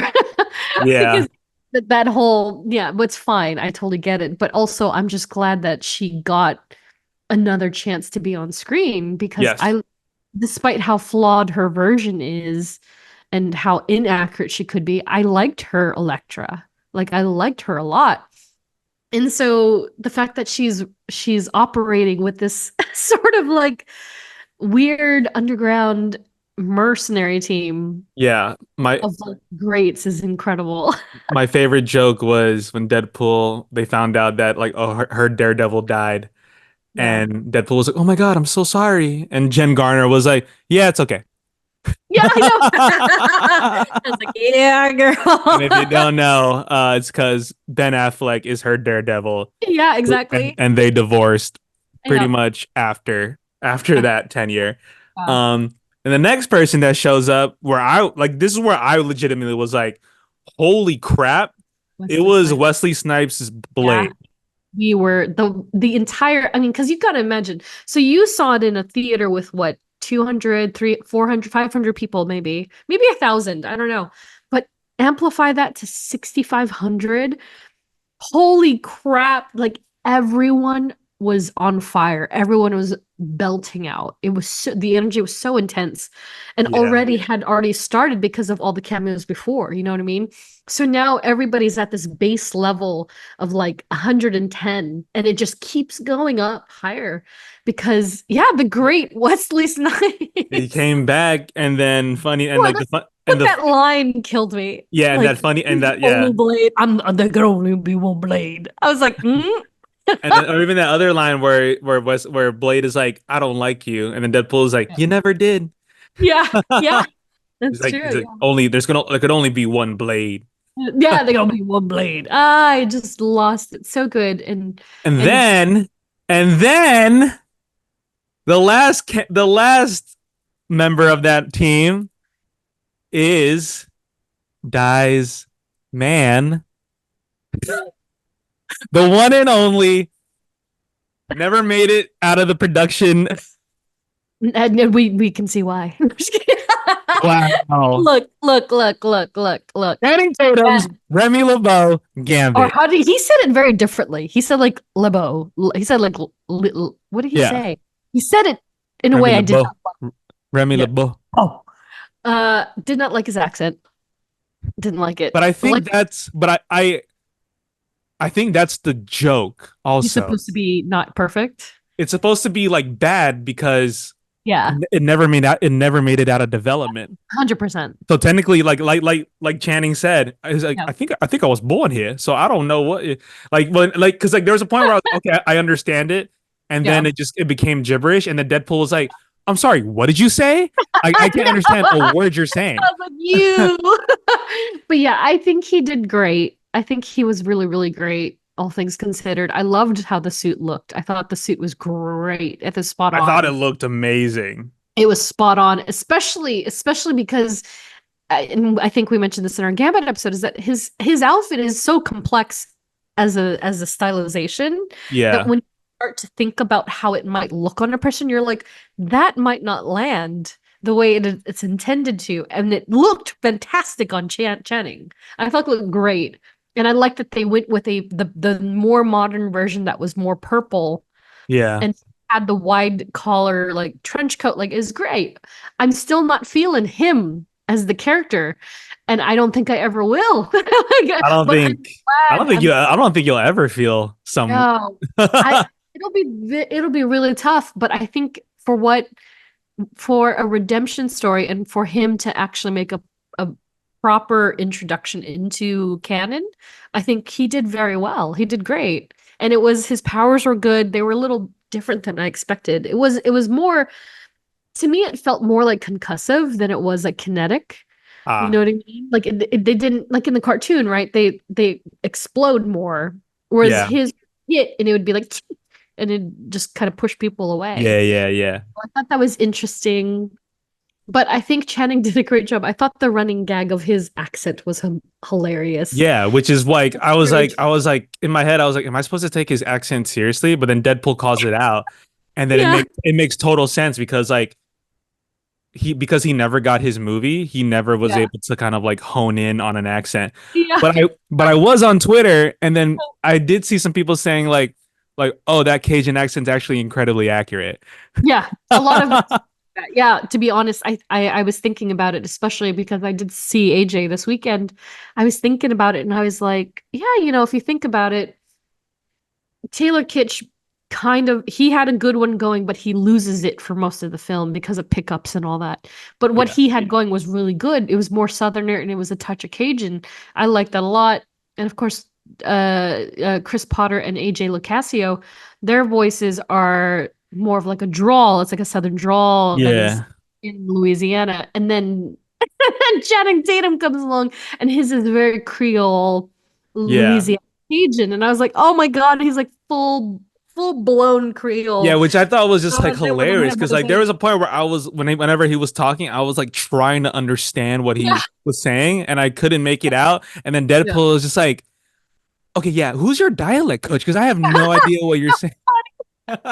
And I was just like, Yeah, "Okay, it's supposed to be like quote that's unquote he's supposed to bad." be yeah, he's supposed which I thought which in a way does kind of rub me the wrong way because I'm like, oh God, because this is some people's like first real introduction into Gambit. And I'm like, Sure. now he's gonna be looked at like a Channing Tatum joke. And I'm like, ah, but it's fine because it's a I think Deadpool I think film. it's fine because of X-Men 97. Yeah, like exactly. Like he has other ways of being supported. But fair. That is a fair, valid Yeah, statement. exactly. Um, So it's okay with it. And I thought he did great. So cheers to Channing, but I'm ready for the real Gambit to step I up. don't know if they can find the perfect actor for him, Di. I don't think they can either. I think they should consult you instead of Sarah Finn. Great. I know. Me and To Sarah. Hey girl, call me up. Call me up. No, I think Sarah. um and then Sarah. the last but Oh cameo my God. that we obviously all knew Saved my life. because she was in the final Oh, I didn't see it. she was in the final trailer. I didn't see it. But I did. Laura, aka X-23, uh returned. She's the one that watched Logan die. Mhm.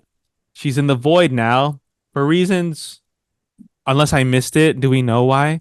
I don't know. Well, I definitely couldn't hear it because the crowds are just so I forget crazy. why. I Gonna was have to wondering too. Gonna have to Yeah. rewatch it. Maybe it was like I don't know, but she's back. She's great. She It's perfect. Perfect. Yeah, and I like that. That's like also the emotional kind of pull Hmm. for Logan because Yeah. obviously we know Deadpool's emotional pull, and then Deadpool's emotional pull, nice. And then and Wolverine's he's just depressed because he has no Hmm. one else anymore because of all his friends died. Yeah. But then now you bring back Laura X-23 and like that conversation they have at the fireplace, Yeah. really puts things into perspective for him. Mhm. And it's okay. Oh, And I then loved it because she was like, "You're the reason why I'm still alive. You're the yeah, reason why I need it." And I'm just like, "Oh my God." She yeah, was so perfect. And I yeah, think the fact that time has passed, enough time has passed to perfectly allow her to come back into the fray. yeah. Genius. Like Genius. and then you were never the you were The always right. the wrong guy Yeah. until Yeah. you weren't. Yeah. Um, and to be honest, I thought that's where the cameos ended. Yeah. I thought Same. that's where, I was like, all right, cool. Yeah. But no, they all go to Cassandra Nova's Paul Rudd base. Um, and they give Jennifer Garner, Wesley Snipes, and Channing Tatum fight scenes, and next 20 and Daphne Keane fight scenes, where I was like, oh, they're really showing them love, oh, Yeah. no, they still got it. Yeah. They do. They highlighted every single like one of them. So Yep. So Daphne good. Keane goes crazy, obviously. And she had Jen- her toe Her blades. toe blades. Yeah. Jennifer Garner just moving swiftly as Elektra. I love her Electra. Uh, and Wesley Snipes still has it too. So badass. I watched a brief interview with him today for Vanity Fair, I think. And Yeah. they were like, "So how was it getting back in the suit?" He was like, "Oh man, I had to work out a little bit, myself in just enough shape, and then the rest was all styrofoam, but you know." And I was like, funny. He could tell he is so glad to just have that opportunity to come back, even for a little bit. You know Yeah, what I that mean? that one shot where he gets shot and then he quickly takes out his gun and shoots the guy, and Yeah. it just holds on his face. You're like, damn, yeah, that's Blade Yeah. right there. Oh, for real. Like he's so fantastic. And Yeah. then we get a little bit of like a fighting with Gambit, which I thought that move was Really pretty good. cool. Like Really, really good. he attaches all and I was like, wow, this kind of looks like a move that he did in X-Men 97. He was very Star-Lordy from Volume 3. He did the Yeah. same where he put Uh things on everybody. But yeah, it's very again, it's like it's a testament to the powers, the powers that they all had, and they and were then he all goes working. and then Channing Tatum goes boom. Boom, boom. But I love that they didn't die. It Yeah, was like a perfect just homage to them being like, and then they got to where they needed to go, and they're like, yeah. boom, good luck. Exactly. That's what I was kind of afraid of. I was like, ew, I don't want to watch them die now. That's why I was worried to see them at first because I was like, oh, they're gonna kill them off because that's what they do, right? But they didn't. They just let them sunset, which I really, really appreciated. Because even Yeah, his, I'm like, I don't want to see him die. Like I've yeah. seen Gambit die before. Like, don't kill him again. And then we Yeah, move on to Deadpool and Wolverine. They catch up to Cassandra. They yeah. block her powers. Yep. We find out that you Give her know no. that we found out the real reason why all of I don't and maybe that was before also, but we know why Wolverine's universe died. Yeah. Um, but then we find out Pyro is backstabbing. Shock. He's a double agent. Speaking of, yeah, he did that in the X2 or whatever, right? He switched sides. He joined Magneto. Yeah. So And so that happens. Then Cassandra spares them, like, okay, I'll help you. And she reveals a little magician came through here one time, and she yeah. has a sling ring that has Correct. both the time stone and reality stone. Is that what was going on that? Yes. Ooh, Which got it. which explains a lot and why she Yeah. was able to make a portal for what she can, because time stone, whatever, you can to anywhere in that time. But Yeah. to have a reality, that means you can go to any reality at any point of time, which is an insane sling ring. Yeah. Oh my gosh.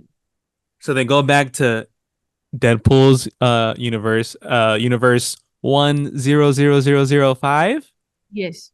and they land back at the used car lot. Oh my God, that's Wolverine. You're right, kids. Disney's gonna have him do it till he's 90. 90. And so yeah, the Time Ripper, because Mr. Paradox is, being the typical power hungry dude. He's acting off the grid. Matthew McFadden. B-15 makes an appearance. Mhm. And then and then yeah, so they're going back. They're gonna go, and then the sling ring is still up, and the Deadpool core. Oh, that's right. How could I forget Deadpool core? The Deadpool core makes an appearance. So great. Oh my God, Kidpool! The fact that Kidpool came through. I love Kidpool. You know who Kidpool's played by, right? No. Did you see the credits? It's his son. Is it? Ryan Reynolds and Blake Lively's son. Oh no way.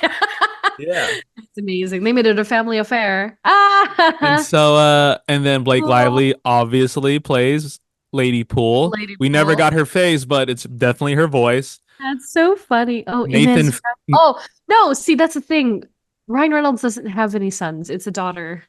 Oh, it's a daughter? I'm sorry. So I was like, yeah, Inez. She's only 7. Inez, yes, I'm sorry. That's funny. Nathan Fillion plays Headpool. That's right. Yeah, Nathan Fillion. And Matthew McConaughey plays Cowboy Pool. Oh, was it Matt McConaughey? It was. No, I was just so focused on seeing who played Lady that I didn't even look at everybody else. Yeah. And then obviously Deadpool Prime. We'll call him Prime. Oh wait, Olin plays Baby Pool, so only 2 of the 4 girls, I think. Oh, how funny! Go on. Sorry. Oh no. So Deadpool Prime. So we see Dogpool come back, and Deadpool Prime is like, "I want this dog." So Nice Pool comes through. Yeah. Gets brutally murdered. It was like healing factor. Dude, when that happened, our whole theater was like, "Oh." Yeah, because they don't have to be exactly the same. It's like, "Oh, when do your healing powers factors come in?" He was like, "Healing?" I was like, and he just spits out blood. You're like, "Oh my God."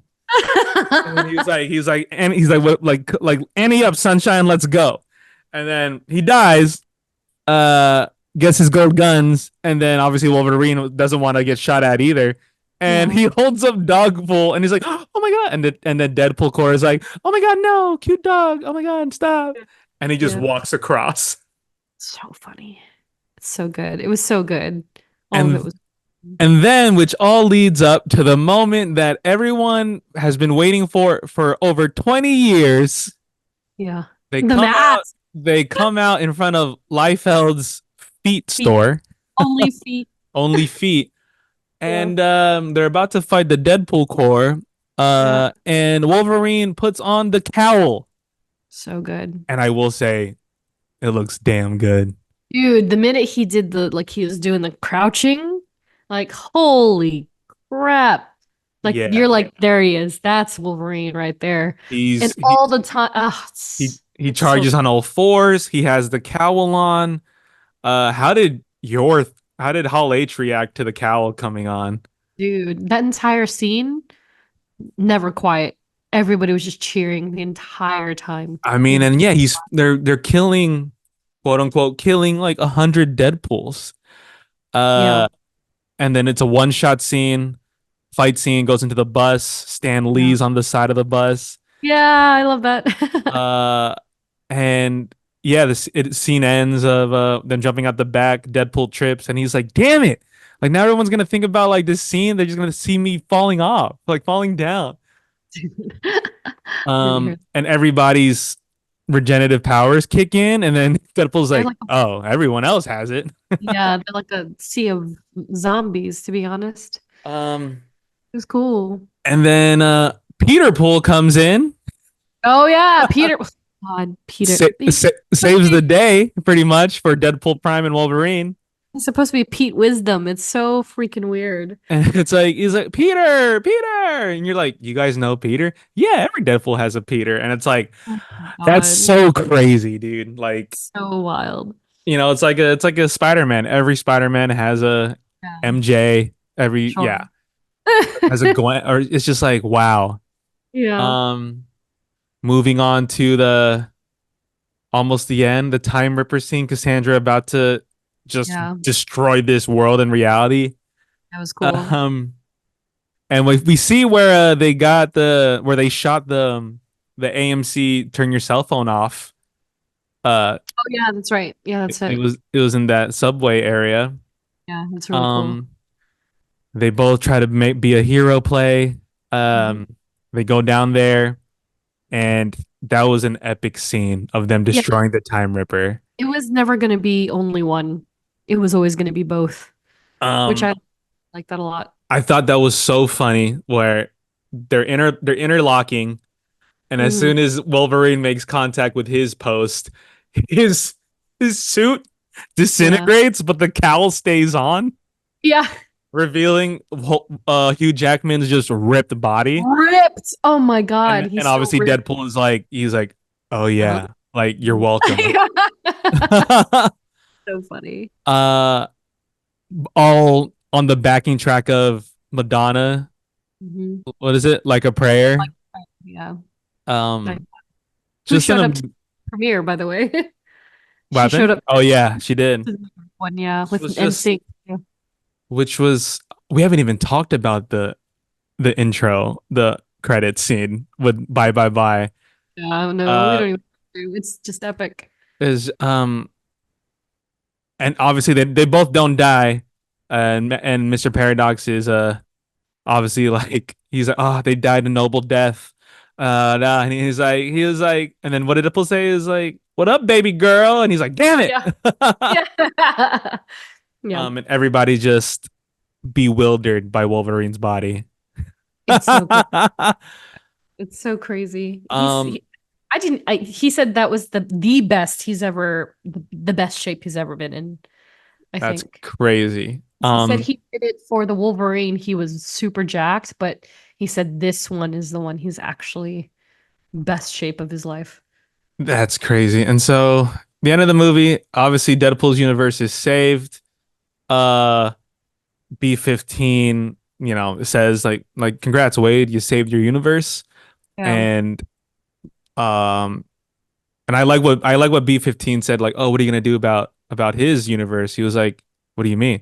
He's like, can't you help him or anything? Well, I was like, well, whatever happened because of what happened in that universe is be- is the reason why he's the Wolverine he is right now. Hmm. So for him to go back and be like, I can't, there's no point. Yeah. So I guess Wolverine is in universe 100005, That one at least. and that one. On top of that, X-23 is also in that universe, Yep. as we see in the end. And that's kind of how the movie ends. Deadpool. So who knows what happens next? And then we get an amazing post-credit scene, which sets nothing up, which is great. All it Freaking hilarious. does is just Deadpool trying to incriminate Chris Evans. Yeah. He was riffing so well too. Chris Evans is great when he gets going. Someone Yeah. said like a little bit of his Boston accent came out. Oh, 100%. You can hear it.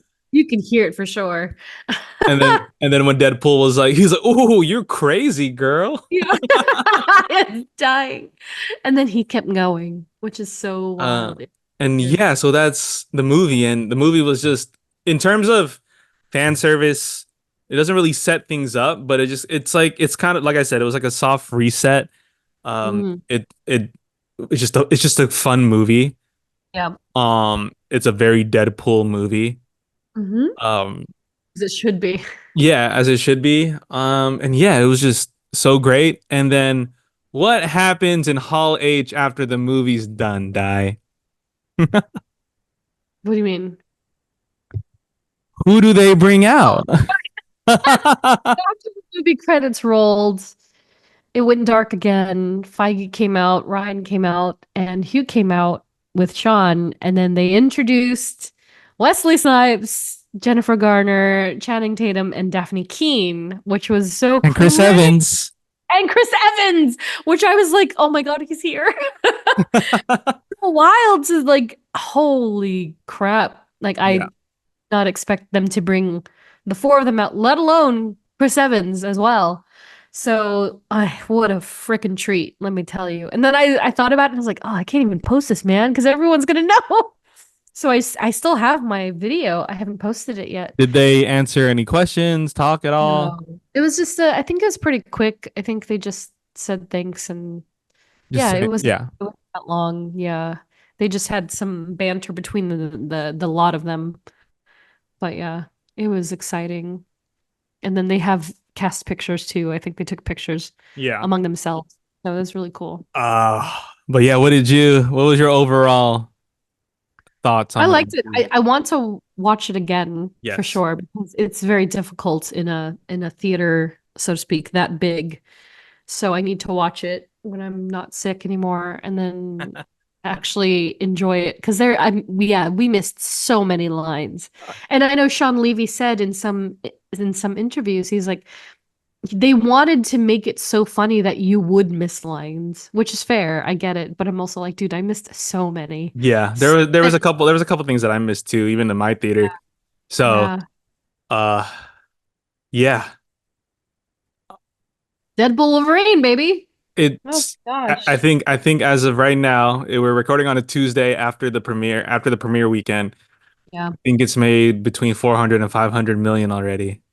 Holy smokes. I think it could really break it. I mean, at that rate, it's hitting $1 billion in the next weekend and a half.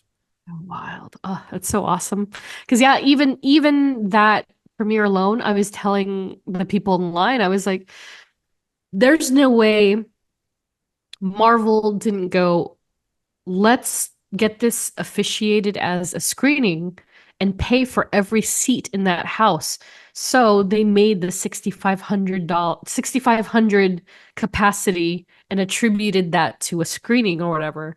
So they could have easily made, however much money that is, what? Oh yeah.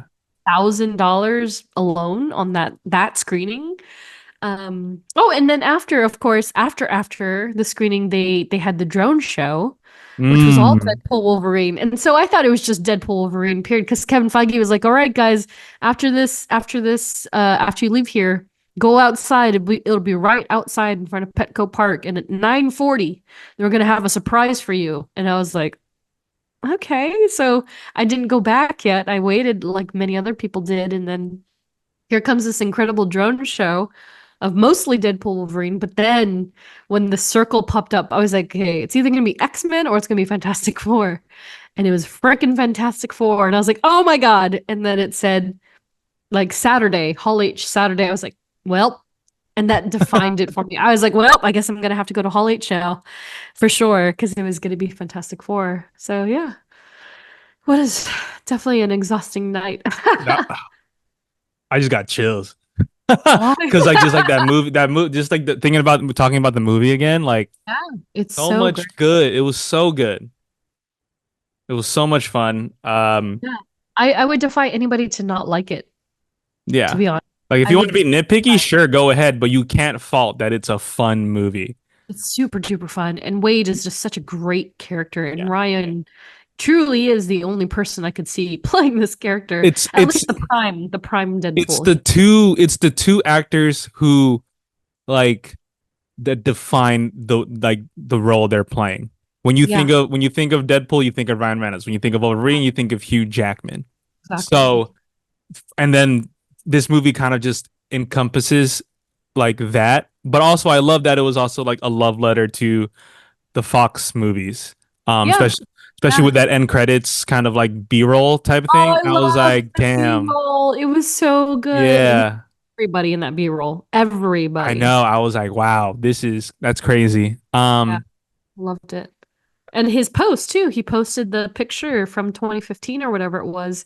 And Channing Tatum was wearing the same shirt he was From the wearing first there Deadpool, yes. Yeah. that he wore on that Thursday. I Yeah, that mean, he. you can't fault the guy really wants to play likes playing Gambit, die. Well, I'm glad he enjoyed it. It's probably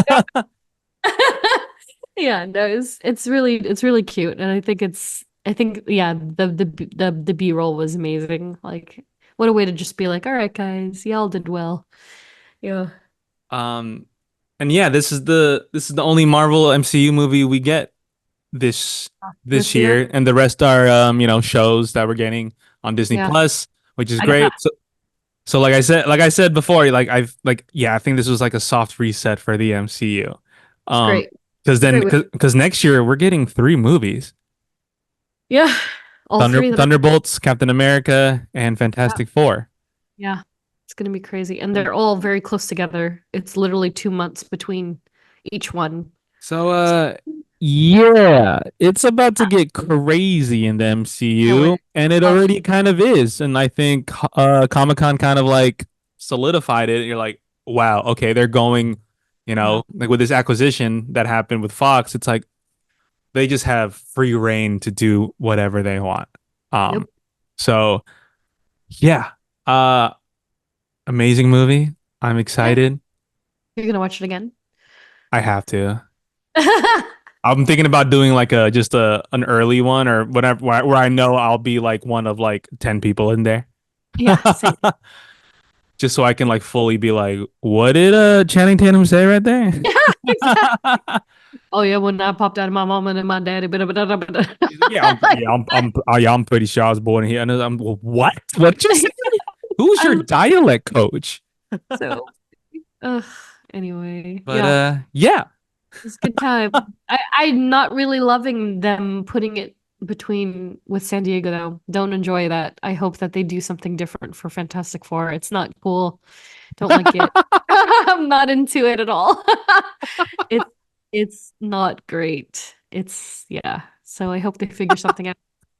Yeah. I can like feel your like your reliving of the weekend in your head. Like I feel like Yeah. the exhaustion. It's so exhausting. It's so exhausting. I was just like, oh my God. And I came out of it pretty unscathed, right? All things considered. Like, it's not like some people, Jeff, especially at conventions, they get ripe. They get so ripe and they get gross and they're like, they haven't showered in 4 days, like type of deal. You know what I mean? Like, I can't, I I think can't, I think some friends have asked me to like, oh, why aren't you there? And I was like, oh, I don't really go to like Comic-Con because well, one, never had the opportunity, but also two, I know how crazy it is.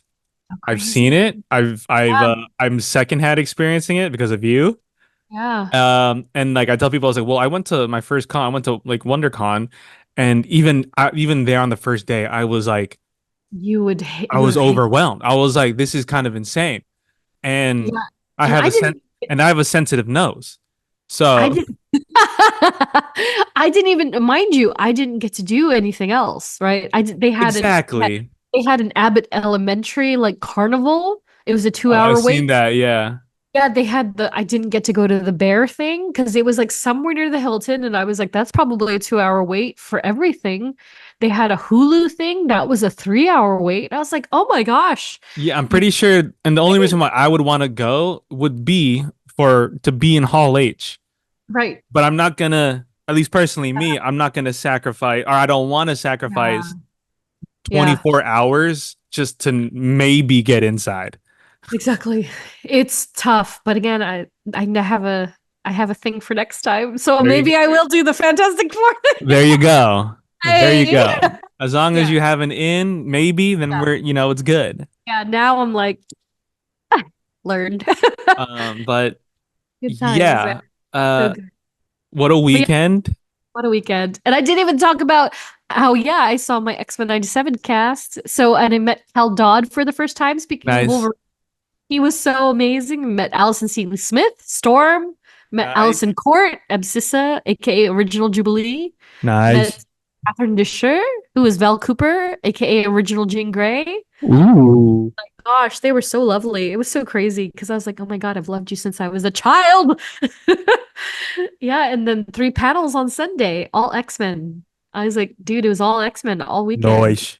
Loved it. So good. Yeah, it was a great time, and now I'm paying for it. So Just take hey, take a week off, die. I know. Take I literally need to.